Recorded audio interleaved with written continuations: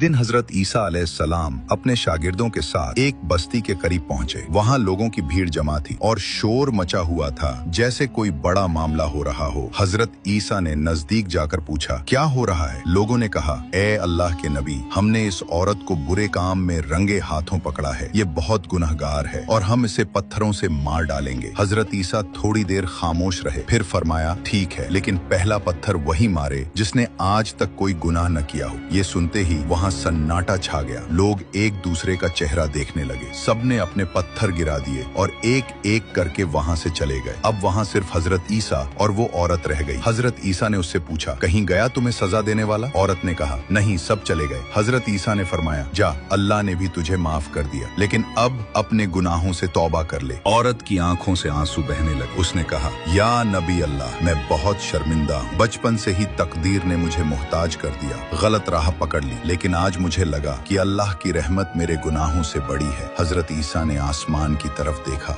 वही आई। ए मेरे नबी, इस औरत ने सच्चे दिल से तौबा की है। मैंने इसके सारे गुनाह माफ कर दिए हैं और इसे अपने करीब कर लिया है। उस दिन के बाद वो औरत बदल गई। वो नमाजी बनी, लोगों की मदद करने लगी और पूरी तरह नेक राह पर चल पड़ी। हजरत ईसा ने फरमाया, जब कोई सच्चे दिल से तौबा करता है तो अल्लाह उसके सारे गुनाह ऐसे मिटा देता है जैसे वो कभी थे ही नहीं।